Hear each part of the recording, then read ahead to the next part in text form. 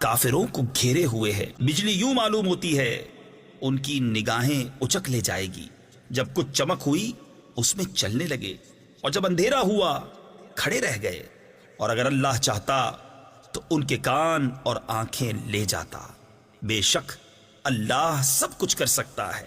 اے لوگو، اپنے رب کو پوجو جس نے تمہیں اور تم سے اگلوں کو پیدا کیا، یہ امید کرتے ہوئے کہ تمہیں پرہیزگاری میں، اور جس نے تمہارے لیے زمین کو بچھونا اور آسمان کو عمارت بنایا، اور آسمان سے پانی اتارا تو اس سے کچھ پھل نکالے تمہارے کھانے کو، تو اللہ کے لیے جان بوجھ کر برابر والے نہ ٹھہراؤ۔ اور اگر تمہیں کچھ شک ہو اس میں جو ہم نے اپنے ان خاص بندے پر اتارا، تو اس جیسی ایک صورت تو لے آؤ، اور اللہ کے سوا اپنے سب حمایتیوں کو بلا لو اگر تم سچے ہو۔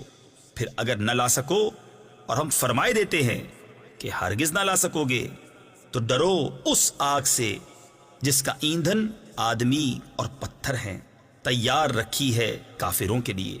اور خوشخبری دے انہیں جو ایمان لائے اور اچھے کام کیے کہ ان کے لیے باغ ہیں جن کے نیچے نہریں رواں، جب انہیں ان باغوں سے کوئی پھل کھانے کو دیا جائے گا، صورت دیکھ کر کہیں گے یہ تو وہی رزق ہے جو ہمیں پہلے ملا تھا، اور وہ صورت میں ملتا جلتا انہیں دیا گیا۔ اور ان کے لیے ان باغوں میں ستھری بیویاں ہیں، اور وہ ان میں ہمیشہ رہیں گے۔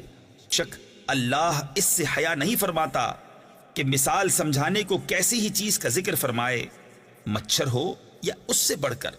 تو وہ جو ایمان لائے وہ تو جانتے ہیں کہ یہ ان کے رب کی طرف سے حق ہے۔ رہے کافر، وہ کہتے ہیں ایسی کہاوت میں اللہ کا کیا مقصود ہے؟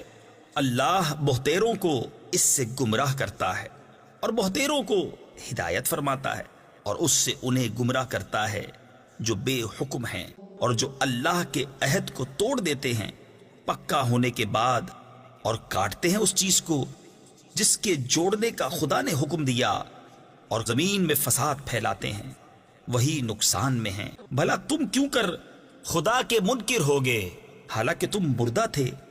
اس نے تمہیں جلایا، پھر تمہیں مارے گا، پھر تمہیں جلائے گا، پھر اسی کی طرف پلٹ کر جاؤ گے۔